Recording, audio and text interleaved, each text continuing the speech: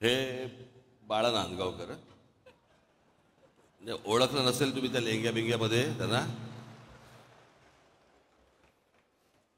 निवडणुकीच्या काळामध्ये तिथे प्रचाराच्या दरम्यान त्यांचा पायाला फ्रॅक्चर झालं आणि त्याच्यामुळे ते आता होईल बरं. ते बऱ्याच दिवसांनी मी तुम्हाला भेटतोय, तुम्ही मला भेटताय. निकाल लागले. निकाल लागल्यानंतर निकालावरची प्रतिक्रिया मी दिली होती. त्याच्यानंतर मी काही बोललो नव्हतो.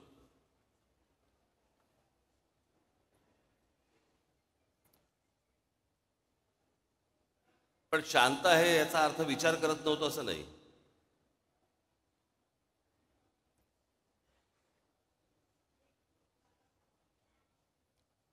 सगळ्या गोष्टींचं एक विवेचन चालू होतं, आकलन चालू होतं.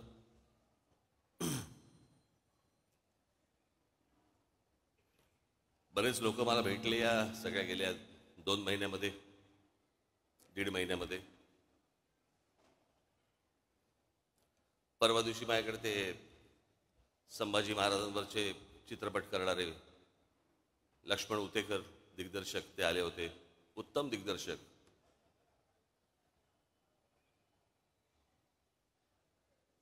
म्हणजे महाराष्ट्रातल्या तर प्रत्येकाने, मी काही त्याचा काही डिस्ट्रीब्युटर नाही आहे,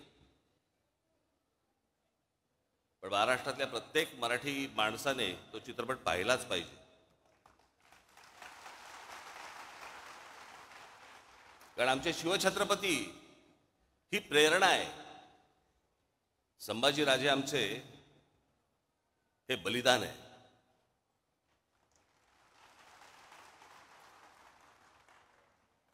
आणि मग मला मला मी पाहिलं नव्हतं त्याचं ते ट्रेलर बिलर. मला आमच्या अमेय खोपकरने मला सांगितलं की त्यांना तुम्हाला येऊन भेटायचं आहे. म्हटलं काय आहे विषय. नाही म्हटलं त्याच्यामध्ये संभाजी महाराज. हा लाईट जरा कमी होईल का रे, हा माझ्या डोळ्यासमोरचा काय आहे का काही त्याच्यात. हा काय बोटं बिटं घाला कुठेतरी बटनात. हा अरे केला का, मला लागतो ना, मला कळ. बंद केलं तरी चालतो. हां तर त्याने मला काहीतरी सांगितलं की काहीतरी संभाजीराजे लेझिम खेळताना वगैरे काहीतरी दाखवलं वगैरे वगैरे. मग मी तो ट्रेलर पाहिला. मग दुसऱ्या दिवशी ते आले मला भेटायला. अर्थात लेझिम हा आपला पारंपरिक खेळ आहे महाराष्ट्राचा. आणि संभाजीराजांनी कधीतरी हातामध्ये लेझिम घेतलंही असेल, काय माहिती. इतिहासाच्या पानात नाही पण मनात तर असेल.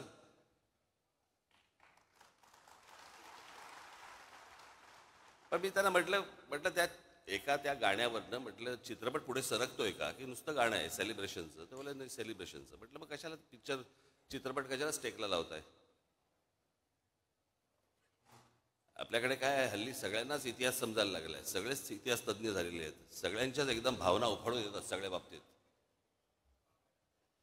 पण म्हटलं काय आहे, म्हटलं चित्रपट पाहायला लोक जेव्हा जाणार त्यावेळेला औरंगजेबाने केलेले जे अत्याचार आहेत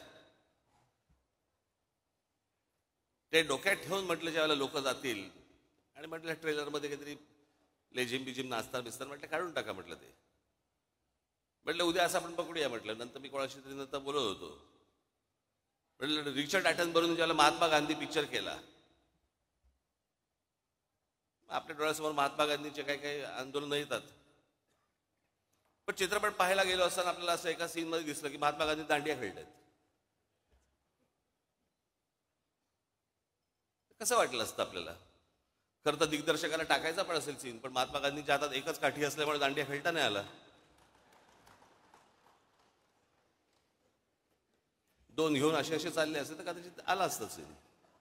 माहित नाही आपल्याला.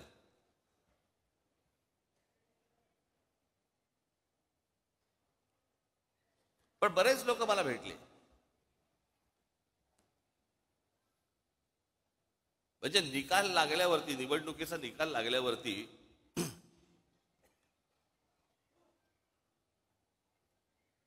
ज्या दिवशी निकाल लागला, मी बोलतोय तुम्हाला समजत असेल मी काय म्हणतोय ते, आणि सगळ्यांना माहिती आहे. महाराष्ट्रात निकाल लागल्यावरती मी पहिल्यांदा महाराष्ट्रात असं बघितलं, सन्नाटा पसरला. ज्या प्रकारचा जल्लोष व्हायला पाहिजे होता, ज्या प्रकारची गोष्ट व्हायला पाहिजे होती, मिरवणुका काय सगळं सन्नाटा आलो. कारण लोकांमध्येच संभ्रम होता, हे काय आहे, हे कसं झालं, असा कसा निर्णय आला. माझ्याकडे एक व्यक्ती आली होती जी RSSची म्हणजे संघाशी संबंधित व्यक्ती होती. त्यांच्याही मनामध्ये मला दिसलं की त्यांनाही पटलेलं नाही. त्यांनी फार छान वाक्य बोलले ते माझ्यासमोर. मला म्हणाले, इतना सन्नाटा क्यों है भाई, कोई तो जीता होगा. कोणीतरी जिंकलं असेल की ज्याच्यातनं जल्लोष होईल. पण महाराष्ट्रामध्ये जो सन्नाटा पसरला ते कसलं द्योतक आहे. काही काही गोष्टींवरती तर विश्वासच बसू शकत नाही. हे आमच्या इथे राजू पाटील बसलेत. कुठे आहेत राजू? कुठे? इथे.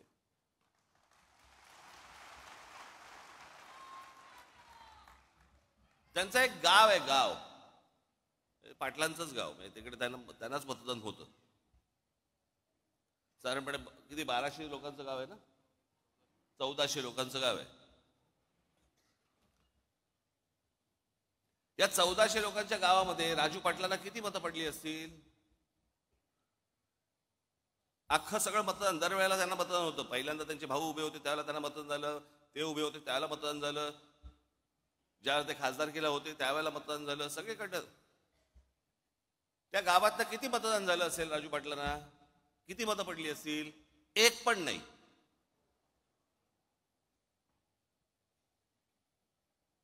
अख्ख्या गावातनं एक मत नाही पडत. जी 1400 मतं जी दरवेळेला राजू पाटलांना पडायची, त्या गावामध्ये एक मत नाही पडत.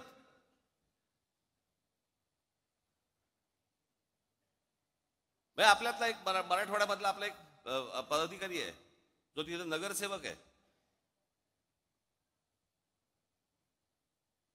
नगरसेवक असताना म्हणजे नगरसेवक जेव्हा झाला त्यावेळेला त्याला त्याच्या भागातनं 5,500 मतदान आहे. 5,500 त्याच्या भागातनं.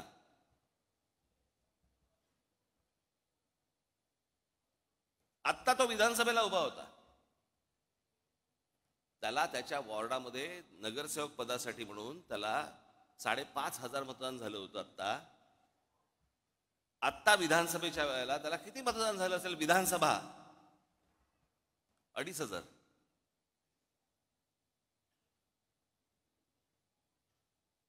अनेक असे निर्णय आहेत महाराष्ट्रामध्ये झालेले की ज्याच्यावरती निवडून आलेल्यांचा विश्वास नाहीये. पडलेल्यांचा काय घेऊन बसलो आपण? रोज रात्री बायकोला बाळासाहेब थोरात काँग्रेसचे नेते 7 वेळा आमदार झाले. 7 वेळा. ही 8वी टर्म होती त्यांची. 7 वेळा जो माणूस आमदार केला, 70 ते 80 हजार मताधिक्याने निवडून यायचे ते बाळासाहेब थोरात या निवडणुकीमध्ये 10,000 मतांनी पराभव होतो.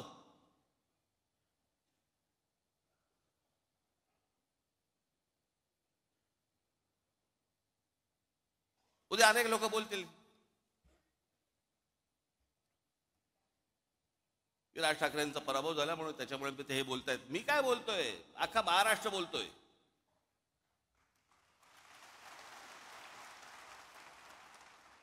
जे निवडून आले त्यातले अनेक लोकांचे मला फोन जे आले, जे सत्तेमध्ये आले आहेत त्यांचे मला अनेकांचे फोन आले, त्यांना शॉक बसलाय.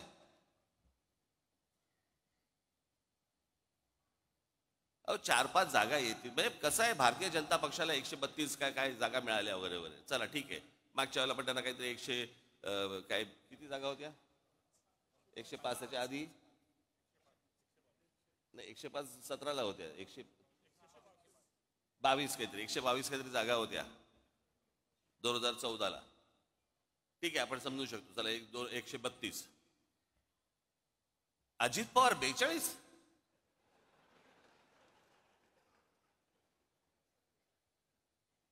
म्हणजे 4-5 जागा येतील की की नाही असं सगळ्यांना वाटत असताना अजित पवार 42, कोणाचा तरी विश्वास बसेल का याच्यावरती?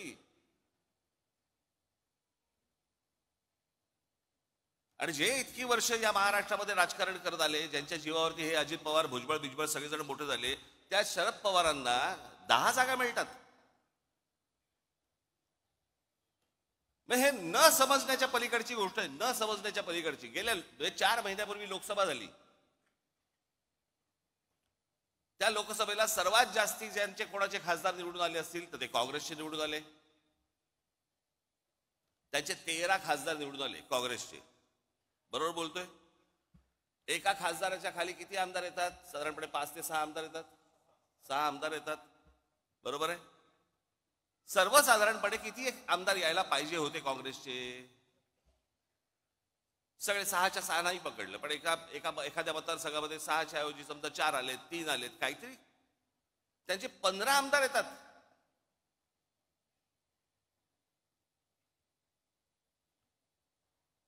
शरद पवार साहेबांचे 8 खासदार निवडून आलेत. 8 खासदार,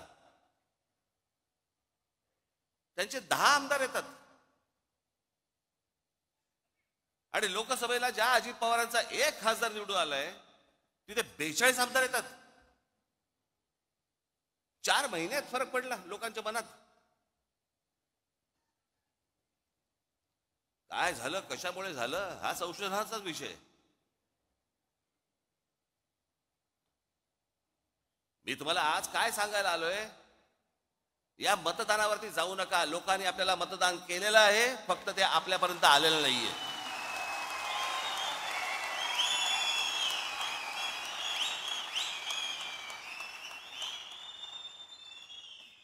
तुम्ही असं कुठेही मनामध्ये धरू नका की लोकांनी आपल्याला मतदान केलं नाही. लोकांनी मतदान केलं, पण ते केलेलं मतदान कुठेतरी गायब झालं.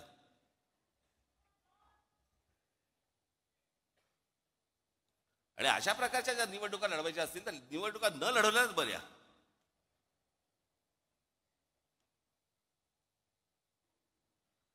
अर्थात ही पण गोष्ट निघून जाईल.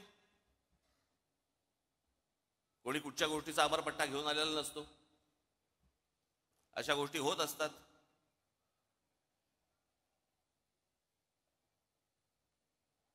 पण मला तुम्हाला फक्त एकच गोष्ट, तुम्हाला आज महत्वाच्या गोष्टी काही सांगायच्या आहेत.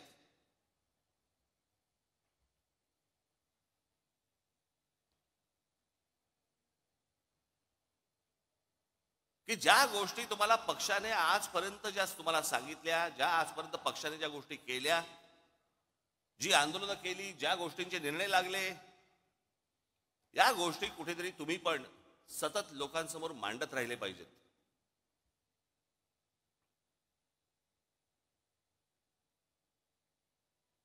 आतापर्यंत आपण काय काय केलं, कोणती कोणती आंदोलनं केली, कोणकोणत्या विषयामध्ये हात घातला, कोणकोणत्या विषयांचे निर्णय लागले, हे तुम्ही स्वतः कन्व्हिन्स पाहिजेत.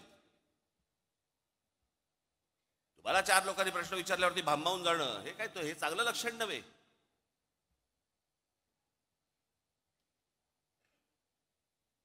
म्हणून मी आज तुमच्यासाठी काही गोष्टी इथे आणल्या आहेत मुद्दामून, ज्या तुम्ही लक्षात ठेवल्या पाहिजेत. माझं भाषण संपल्यानंतर ज्या वेळेला ते येईल, कुठेतरी युट्यूबला येईल, तेवढा पोर्शन तुम्ही कट करून ठेवला पाहिजे. सतत तुम्ही त्या गोष्टी ऐकल्या पाहिजेत, बघितल्या पाहिजेत.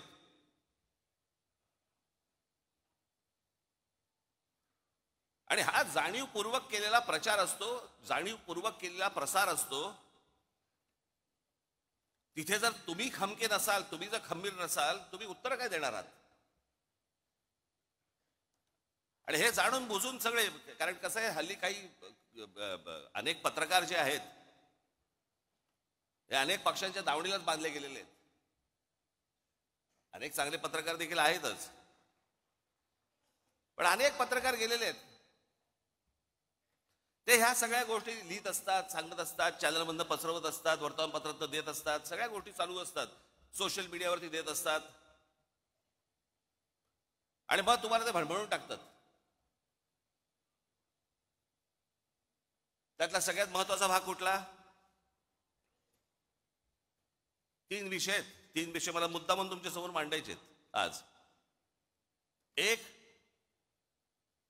म्हणजे राज ठाकरे भूमिका बदलतात. मी ज्यावेळेला माझ्या काही पदाधिकाऱ्यांचे इतर सगळ्या लोकांची ज्यावेळेला मी बोललो त्यांच्याशी, मी म्हटलं तुम्हाला तरी माहिती आहेत का म्हटलं भूमिका बदलणं म्हणजे कशाला म्हणतात.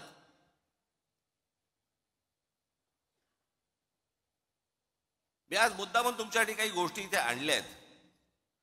या महाराष्ट्रामध्ये देशामध्ये कशा कशा प्रकारच्या भूमिका लोकांनी बदलल्या आणि आपण काय केलं.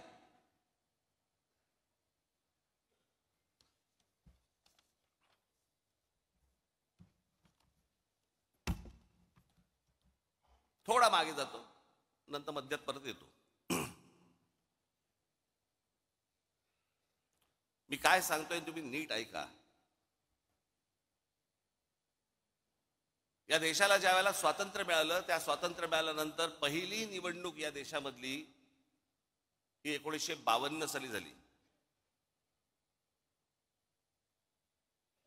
आणि ह्या 52 साली ज्या वेळेला ही निवडणूक झाली, त्यावेळेला नुकताच राष्ट्रीय स्वयंसेवक संघाचा म्हणून त्यांचा एक पॉलिटिकल विंग ही जन्माला आली. तिचं नाव जनसंघ.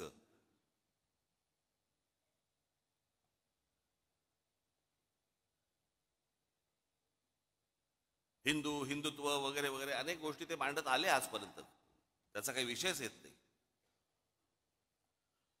पण 75 साली इंदिरा गांधींनी या देशामध्ये आणीबाणी आणली आणि आणीबाणी आणल्यानंतर 77 साली ज्या वेळेला निवडणुका झाल्या, त्या 77 साली निवडणुका झाल्यानंतर देशभरामध्ये इंदिरा गांधींचा दारुण पराभव झाला. इंदिरा गांधी स्वतः हरल्या होत्या. मी जर चुकत नसेल तर मला असं वाटतं राजनारायण होते, राजनारायणांनी इंदिरा गांधींना हरवलं होतं. आणि मग जनता पक्ष नावाची, जनता पार्टी नावाची एक पार्टी उभी राहिली. त्याच्यामध्ये अनेक पक्ष होते. ज्या अनेक पक्षांपैकी एक जनसंघ देखील होता. 1980 साली त्यांच्यातल्या सगळ्या भांडणांमुळे 1980 साली परत निवडणुका झाल्या आणि इंदिरा गांधी परत विजयी झाल्या. त्यावेळेला हा जो जनसंघ होता, या जनसंघाची भारतीय जनता पार्टी झाली. ते जे जनता पार्टीतनं जे बाहेर पडले होते, ती भारतीय ती दुसरी जनता पार्टी होती. या जनसंघाने तेच नाव घेतलं आणि भारतीय जनता पार्टी म्हणून केलं. हा आत्ता भारतीय जनता पक्षाचा जो झेंडा दिसतोय, तो झेंडा बदलला झेंडा. आणि जनता पार्टीचा जो झेंडा होता, जो आडवा होता, भगवा आणि हिरवा, तो यांनी उभा केला.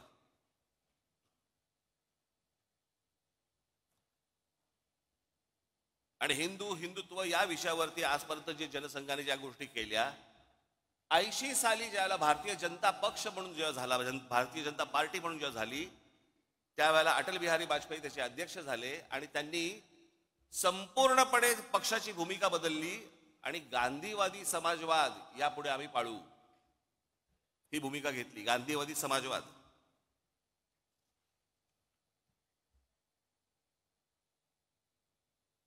मग 84ला इंदिराजी गेल्या, इंदिराजी नंतर मग परत धक्के. आता ह्याच दरम्यान 77ला निवडणूक झाली, 78ला परत एक निवडणूक झाली. त्याच्यामध्ये शरद पवारांचं पुलोद आलं. शरद पवार मुख्यमंत्री झाले. ते आहे ना, ते वसंतदादा पाटलांच्या पाठीत खंजीर खुपसून वगैरे ते सगळं प्रकरण. आणि ज्या वेळेला शरद पवारांनी ज्या वेळेला पुलोद स्थापन केली, त्यावेळेला हाच जनसंघ, त्याला भारतीय जनता पार्टी झालेली नव्हती, हा जनसंघ पुलोदमध्ये शरद पवारांबरोबर होता.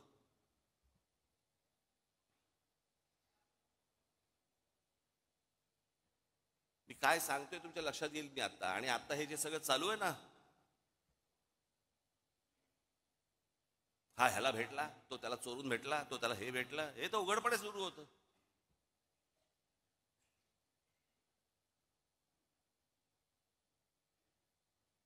त्याच 78ला, म्हणजे मुळात 77-75 पासून शिवसेनेने काँग्रेसच्या आणीबाणीला पाठिंबा दिला होता. 80ची निवडणूक ही शिवसेनेने एकही जागा लढवली नव्हती, परंतु काँग्रेस आणि शिवसेना यांची युती होती.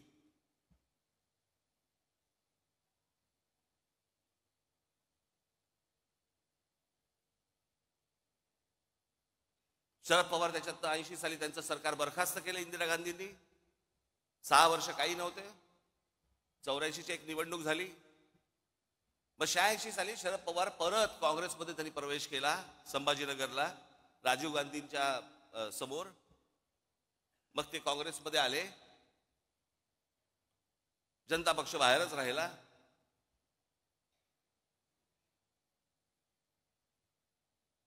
मग मराठीच्या प्रश्नावरती मुंबई महानगरपालिका शिवसेनेच्या हातामध्ये आली. 86ची निवडणूक झाली. 86 पर्यंत अटल बिहारी वाजपेयी हे भारतीय जनता पार्टीचे अध्यक्ष होते. 86ला पहिल्यांदा पार्ल्याची निवडणूक झाली आणि या देशातली पहिली निवडणूक जी हिंदुत्वावरती जिंकली गेली, ज्याच्यातनं अटल बिहारी वाजपेयींना बाजूला केलं आणि परत भारतीय जनता पार्टीने हिंदुत्वाचा नारा सुरू केला. त्यांच्या लक्षात आलं हिंदू हिंदू म्हणून मतदान करायला लागला. 87 साली संभाजीनगरची महानगरपालिका झाली. त्या महानगरपालिकेला ज्यावेळेला शिवसेनेला यश मिळालं त्याच्यानंतर परत भारतीय जनता पक्ष शिवसेनेबरोबर यायला सुरुवात झाली. 88-89 चर्चा.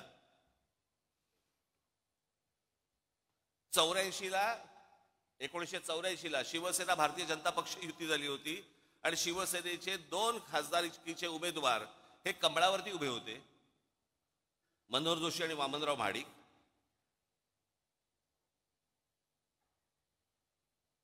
मग 90ला परत युती झाली.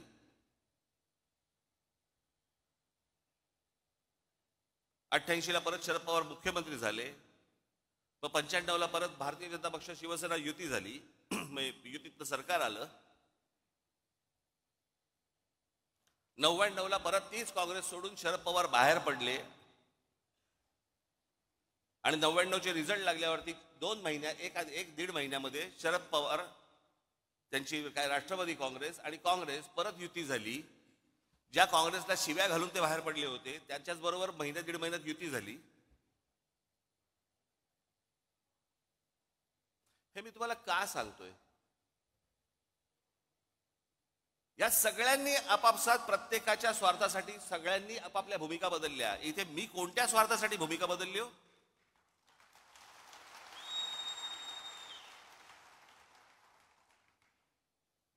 आत्ता जर समजा तुम्ही जर मंत्रिमंडळातली लोक बघितली आत्ता, तर त्यातले बहुतेक जण हे शिवसेनेतनं आलेले, काँग्रेसमधनं आलेले असेच आहेत. यांचंच सगळं सरकार बनलेलं आहे. यांना हे पत्रकार विचारायला जाणार नाहीत का भूमिका बदललीत, पण तुमच्या कानात बरोबर ते घालत बसणार भूमिका बदलली, भूमिका बदलली. आणि हल्लीचे जे पत्रकार आहेत त्यांचा तर किती गाढा अभ्यास असतो, तर म्हणजे धन्यच आहेत ते.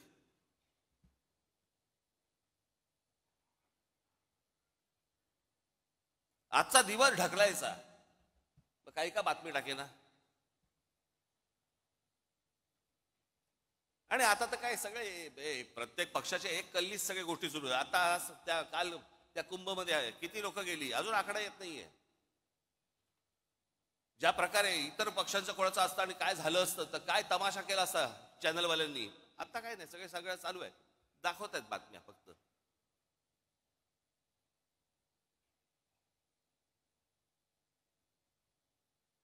आणि मग काय गोष्टी पेरायच्या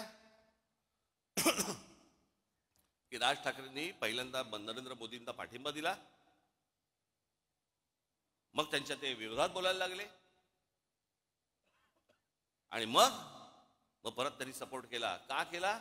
कारण त्यांच्या मागे ईडी लावली, माझ्या मागे ईडी लावली.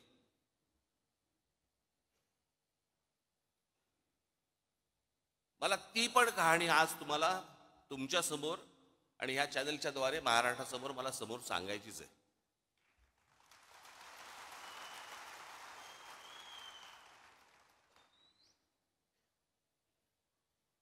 मी जे आता तुम्हाला जे सांगणार आहे, इथे समोर इथे समोर महाराजांचा पुतळा आहे,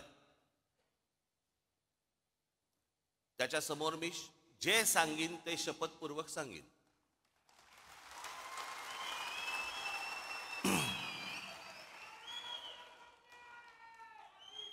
2000 साधारणपणे आता 2005 2005ची वगैरे गोष्ट असेल. मी ज्या शिवाजी पार्क मैदानामध्ये, शिवाजी पार्कमध्ये जिथे मी लहानाचा मोठा झालो, तिथे आम्ही लहानपणापासून ती कोइंदूर मिल पाहत होतो.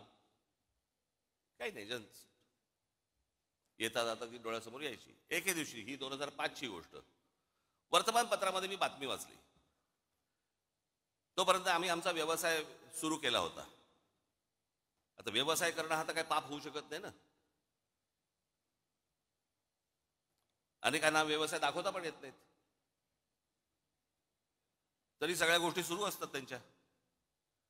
एक व्यवसाय सुरू केला. वर्तमानपत्र सकाळी वाचत असताना वर्तमानपत्रामध्ये एक बातमी दिसली मला. NTSCच्या सगळ्या मिल्स, NTSCच्या, केंद्र सरकार, सुप्रीम कोर्टाने निर्णय दिलाय की या NTSCच्या मिल्स काढा आणि जे काही कामगारांचे इतक्या वर्षांचे पगार होते ते देऊन टाका. आपली बातमी वाचत होतो. बातम्या वाचता वाचता त्या सगळ्या मेलमध्ये एक कोइंदूर मिल होती. म्हणून मी आमचे जे पार्टनर होते त्यांना मी फोन केला. म्हटलं, अरे असं असं समोर काहीतरी येते कोइंदूर मिलचं. तर त्यांनी मला सांगितलं, पण हे ते प्रकरण खूप मोठं आहे. म्हटलं, हो मला मान्य, मला खूप मोठं आहे. काय आहे एकदा चेक तर करू. म्हणून आमचे एक दुसरे सहकारी होते, त्यांना मी फोन केला, त्यांना बोलून घेतलं. म्हटलं जरा बसून बघा काय होतंय. मग त्यांनी सगळी आकडेवारी केली वगैरे वगैरे. ते बोलले आपण टेंडर भरून टाकू. पण ते सगळं गणित बिणित केलं, टेंडर भरून टाकलं. एके दिवशी त्या माझ्या सहकार्याचा, म्हणजे पार्टनर होते, त्यांचा घाबरत घाबरत फोन आला सकाळी. म्हणाले, काय. म्हटलं काय रे, काय झालं एवढं, काय घाबर. नाही ते टेंडर लागलं. म्हटलं मग घाबरतो कशाला. नाही नाही, ते काहीतरी काय 400-500 कोटीचं काहीतरी ते टेंडर होतं, काहीतरी द्यायचं. आणायचे कुठून. थोडक्यात माझी जरा थोडीशी जमीन पायाखालची सरकली होती. आता म्हटलं काय करायचं, दाखवायला तर नको. मग आमच्या एका दुसऱ्या मित्राला सांगितलं. मग त्यांनी ते IL&FS नावाची एक कंपनी होती, त्या IL&FS कंपनीशी ते बोलले. आणि ती कंपनी बोलली की बाबा आम्ही पैसे भरायला तयार आहोत, तुमच्याबरोबर यायला तयार आहोत. म्हणून सगळे पैसे जेवढे असतात ते सगळे त्या कंपनीने भरले. आम्ही त्याच्यामध्ये पार्टनर होतो. 7-8 जण होतो आम्ही.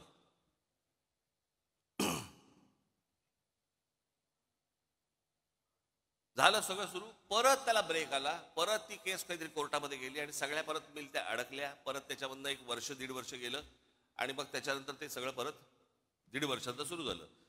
त्या दरम्यान मी आमच्या सहकार्यात म्हटलं, बाबा हे पांढरा हत्ती हा आपल्याला झेपायचा नाही, आपण यातनं बाहेर पडू. मग माझ्याबरोबरचे अनेक जे काही माझे पार्टनर जे होते ते बोलले की आपण नाही नाही, आपल्याला हे झेपणं नाही, काम नाही आपलं, आपण आपल्याला बाहेर पडू. म्हणून आम्ही आमचा स्टेक घेऊन बाहेर पडलो. आमचा स्टेक त्याला दिला आणि त्याचे पैसे घेऊन आम्ही बाहेर पडलो. ही गोष्ट आहे 2000 मला असं वाटतं 8ची. त्याच्यानंतर आमचा विषय संपला. ज्या दिवशी मला ती ईडीची नोटीस आली, मला प्रश्न पडला कसली ईडीची नोटीस, काय आहे काय. मग आम्ही जेव्हा बघितलं त्यात विषय होता कोहिनूरचा. म्हटलं आपला काय संबंध याच्याशी आता. मग मला तिकडे बोलवते माणसं, मलाशी काय बोलवते हेच मला समजेना. की त्यांच्याकडनं तुम्हाला पैसे आले पण तुम्ही त्यांचे पैसे काय, मला काय कळत नव्हतं. म्हटलं काय झालं. बरं, जे पैसे आले त्याच्यावरती आम्ही टॅक्स भरला, टॅक्स भरून तो गेला. सगळ्यांनीच टॅक्स भरला आणि तो गेला. ती जी कंपनी होती त्याच्यामध्ये टॅक्स भरला, त्या कंपनीने तिकडे टॅक्स भरला, त्यातनं आम्ही बाहेर पडलो. मला ज्या वेळेला ती गोष्ट आली त्यावेळेला मी ज्यावेळेला इन्क्वायरी केली, आमच्या CA ला बोलवलं. म्हटलं काय नेमकं काय झालं सांग मला.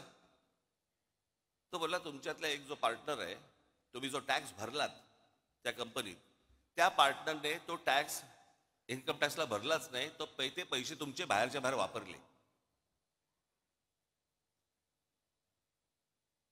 म्हटलं मग आता काय करायचं.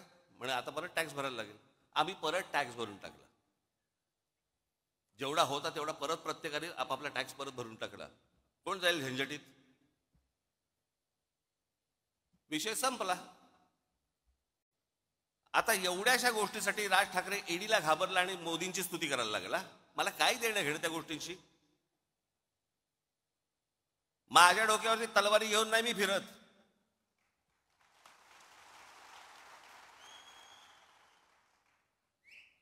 हे बाकीच्यांसारखं नाहीये. 6 दिवस अगोदर मोदी म्हणतात 70,000 कोटीचा भ्रष्टाचार केलेला ना आम्ही 8 मध्ये टाकू. आम्हाला माहित होतं की ते मंत्रिमंडळात टाकणार आहेत.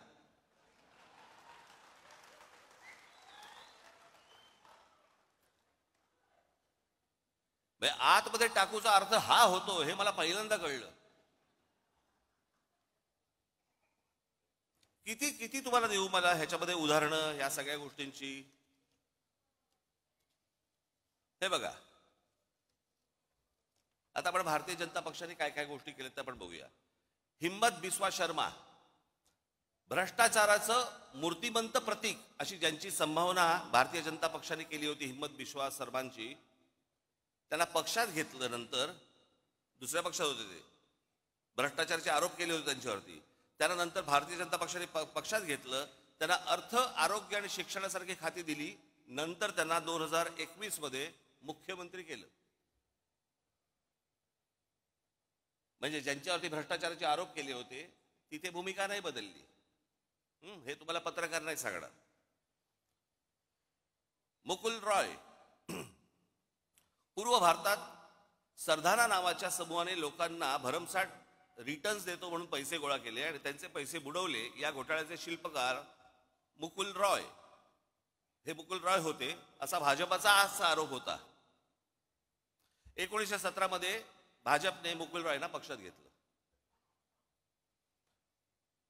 BS येडियुरप्पा, खाण घोटाळ्या प्रकरणी भाजपने त्यांना दूर सारलं, पण पक्ष सत्तेत येत नाही हे पाहून पुन्हा पक्षात घेतलं आणि 2019 ते 21 त्यांना मुख्यमंत्री केलं. अजित पवारांचं आता मी तुम्हाला सांगितलं. अशोक चव्हाण, आदर्श घोटाळा, त्यांनी काँग्रेस पक्ष सोडायच्या आधी संसदेत आदर्श घोटाळ्यातील त्यांच्या सहभागावरून भाजपच्या खासदारांनी आरोप केले. पुढे 8 दिवसात ते भाजपमध्ये आले आणि लगेचच त्यांना राज्यसभेवरती खासदार म्हणून पाठवलं. भूमिका नाही बदलली. फारुख अब्दुल्ला यांनी काश्मीर मधल्या 370 कलमाला विरोध करणाऱ्या भाजपसोबत, भाजपचा 370 कलमाला विरोध होता सुरुवातीपासून, त्यांचा विरोध होता की ते असू नये म्हणून, आणि फारुख अब्दुल्लांचा विरोध होता ते काढू नये म्हणून. काश्मीर मधल्या 370 कलमाला विरोध करणाऱ्या भाजपसोबत 1999 त्यांच्या NDAचे घटक बनले फारुख अब्दुल्ला, आणि ओमर अब्दुल्ला परराष्ट्र राज्यमंत्री बनले. याच ओमर अब्दुल्लांच्या नंतर नॅशनल कॉन्फरन्सने 2009 मध्ये काँग्रेसबरोबर युती केली. भूमिका नाही बदलली.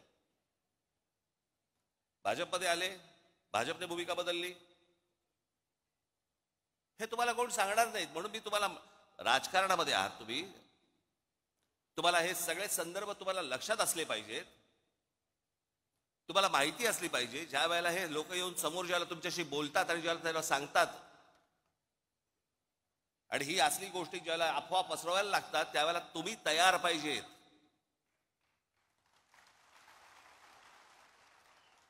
गेल्या 50, 60, 70 वर्षाचा इतिहास महाराष्ट्राचा काय आहे, देशाचा काय आहे, कुठे कुठे कुठच्या कुठच्या पक्षाने काय काय गोष्टी केल्या. मुफ्ती मोहम्मद सईद, भाजपने 2015ला मुफ्ती मोहम्मद सईद यांच्यासोबत युती केली आणि पुढे मुफ्ती मोहम्मद सईद यांच्या निधनानंतर त्यांच्या मुलीला महबूबा मुफ्ती सईदला पाठिंबा दिला.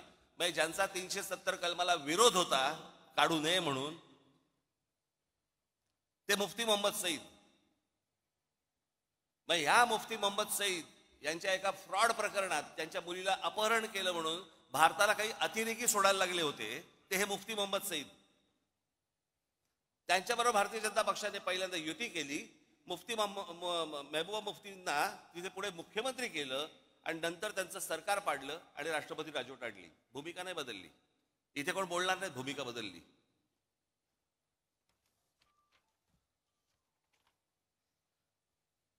आता महाराष्ट्र देऊ.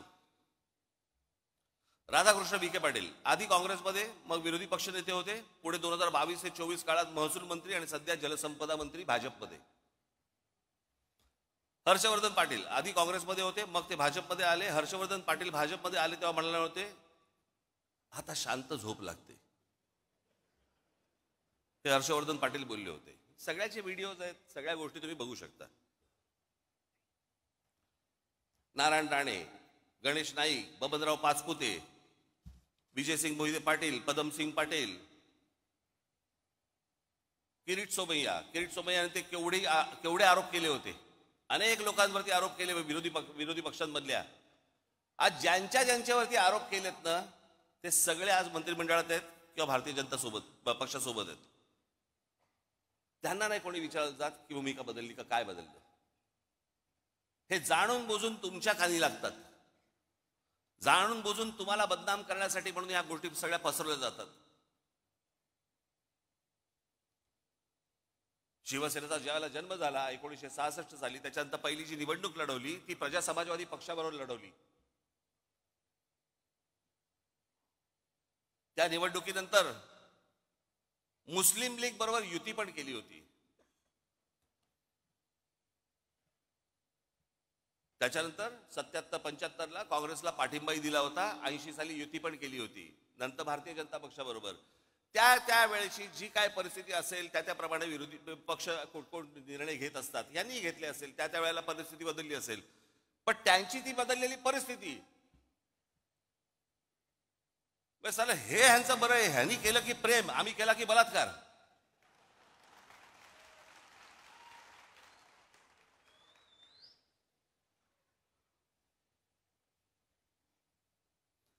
बरं, आता लोकसभेच्या वेळेला ज्या वेळेला नरेंद्र मोदी ज्या वेळेला इथे शिवतीर्थावरती आले होते, त्यावेळेला मी त्यांच्या समोर बोललो होतो ना की 2014ची निवडणूक झाली त्यावेळेला मला जे बोलायचं होतं ते मी बोललोय. 2017ची निवडणूक झाली त्यावेळेला मला जे म्हणायचं होतं ते मी म्हणून झालेलं आहे.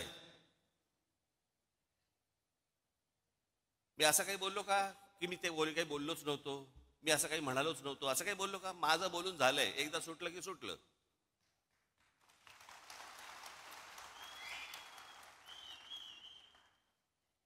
आणि जे बोललो होतो त्या सगळ्या गोष्टींना आधार होते. जे चांगलं कराल त्याला चांगलं म्हणू, जे वाईट कराल त्याला वाईट म्हणू.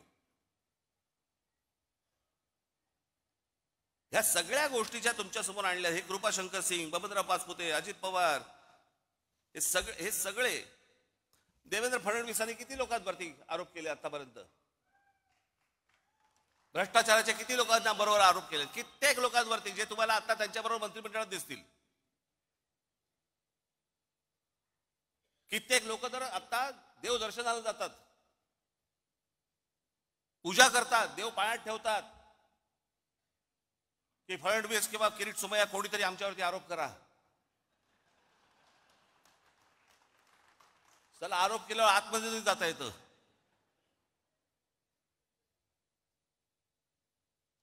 एवढा सगळा चिखल होऊन बसलेला आहे. आणि या चिखलामध्ये मला असं वाटतं की तुम्ही आतापर्यंत आपण ज्या प्रामाणिकपणे आजपर्यंत पक्ष चालवला, वाढवला, अनेक लोकांना हे असतं राजसाहेबांनी भारतीय जनता पक्षाच्या किंवा कोणाला नेत्यांना भेटलं नाही पाहिजे. समोरचा बोलला चहा प्यायला येतो तर काय सांगू, घरीच पी.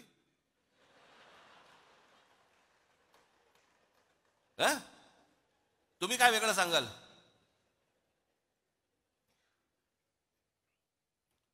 अहो, पण ते मला जेव्हा भेटायला येतात ना त्यावेळेला मी तुम्हाला विकत नाही.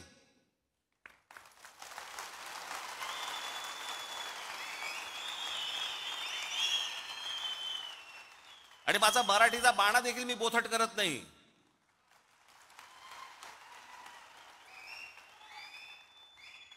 येतात, फोन करतात. आता मध्यंतरी मागे मी एकदा नाशिकला होतो. सकाळी मी निघालो होतो दौऱ्यावरती, कुठे पुण्याला जायचं होतं.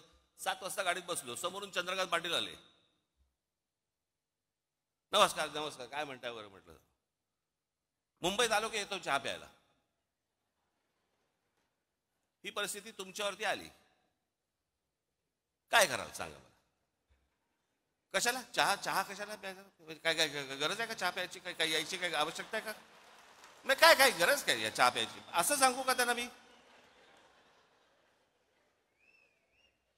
अरे, एक माणूस स्वतःहून सांगतो चला चहा प्यायला येतो, ये म्हणणार ना, अजून काय म्हणणार?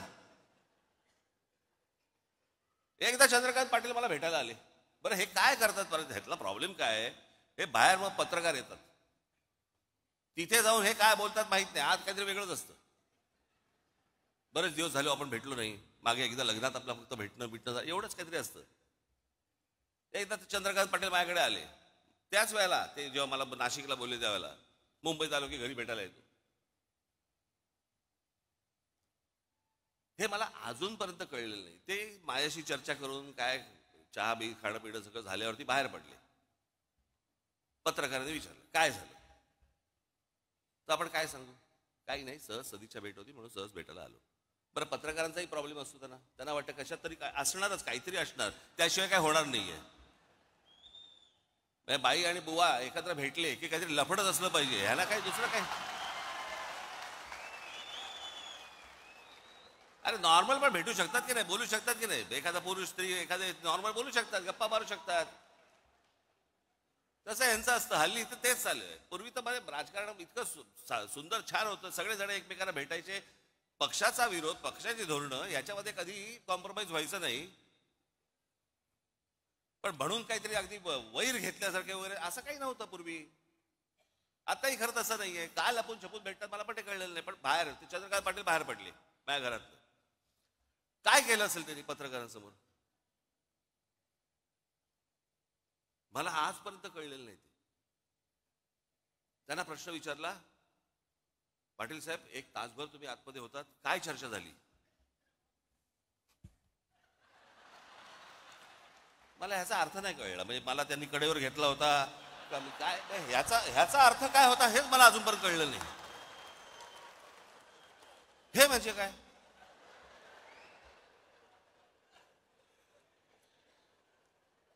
बरं, मी काय पाहिलं नव्हतं.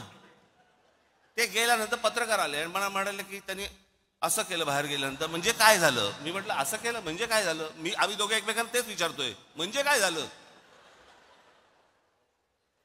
काय इकडे मी अक्रोड ठेवलं होतं, त्याच्यामध्ये दाबून दिलं आणि मी अक्रोड फोडून दिलं वगैरे, काय म्हणजे झालं काय.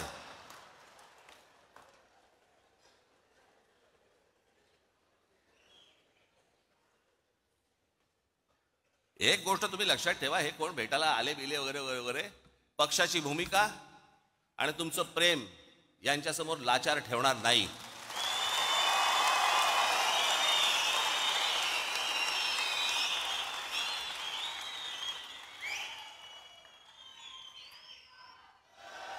उद्या जेव्हा कधी निवडणुका होतील, काय होतील, कधी होतील.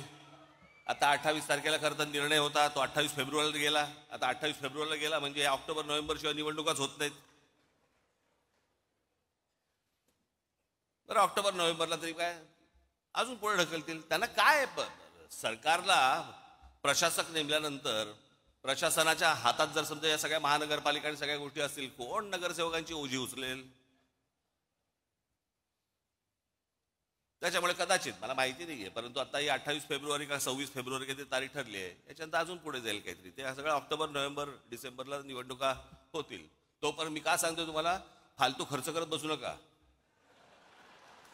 कळलं का. या देवस्थानाला घेऊन चाललो महिलांना, या इकडे घेऊन चाललो दर्शनाला, हे ते आता काही करू नका त्या सगळ्या गोष्टी, कळलं का.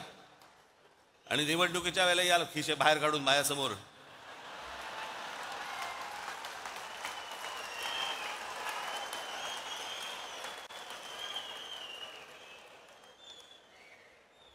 जरा सांभाळून, जरा काय आजूबाजूला चाललंय जरा एकदा बघा बरं का.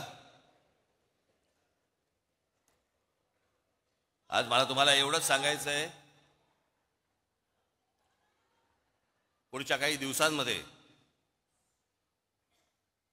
पक्षाला वरपासून खालपर्यंत एक प्रकारची शिस्त आणण्याच्या दृष्टिकोनातून एक आचारसंहिता येणार आहे.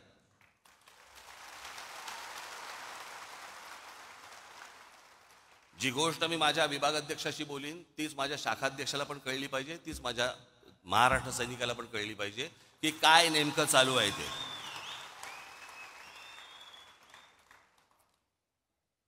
पुढच्या साधारणपणे फेब्रुवारीच्या पहिल्या दुसऱ्या आठवड्यापर्यंत त्या प्रत्येकाला बोलवलं जाईल, प्रत्येकाची आचारसंहिता प्रत्येकाला दिली जाईल, नेत्यांची आचारसंहिता नेत्यांना, त्याच्यानंतर तुमची कदाचित काही गोष्टींची नावंही बदलली जातील, पदांची.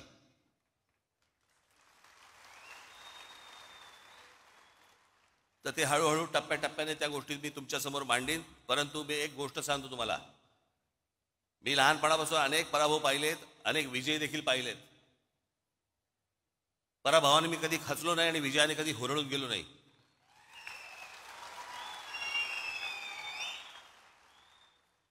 आणि खचलेले पिचलेले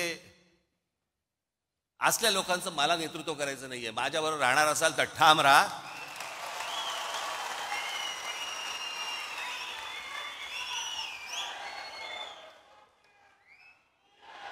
आपल्याला जे महाराष्ट्रामध्ये करायचंय, जे आपल्याला महाराष्ट्राच्या मराठी माणसासाठी करायचंय, जे या महाराष्ट्रातल्या हिंदूंसाठी करायचंय ते आपण करणारच आहोत. ते आपलं स्वप्न आहे. आज नाही, उद्या, उद्या नाही परवा, पण ते होणार म्हणजे होणार, एवढं निश्चित आपण लक्षात ठेवावं. आज तुम्हाला हे सगळं मी पहिल्यांदाच येतो या सगळ्या ऑडिटोरियममध्ये. मी कधी आलेलो नव्हतो. खरं ते वरती बसले सगळे चिकटवलेले दिसत वाटतात मला. हे सगळे ते प्लॅकार्डचे करतात ना, तसेच दिसतात ते मला सगळ्या. आत ना रे तुम्ही खरंच. हां हां हां. पण आज तुम्ही बऱ्याच दिवसानंतर तुमची भेट झाली. मलाही बरं वाटलं, मलाही आनंद झाला. एका उत्साहात, जल्लोषात, जोशात पुढच्या येणाऱ्या सगळ्या गोष्टी आपण पार पाडायच्या आहेत. घराघरापर्यंत जायचंय, लोकांचा विश्वास संपादन करायचा आहे.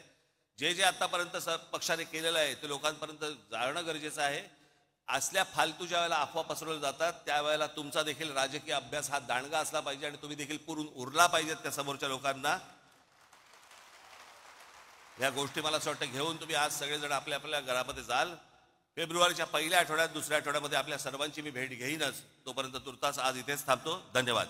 जय हिंद, जय महाराष्ट्र.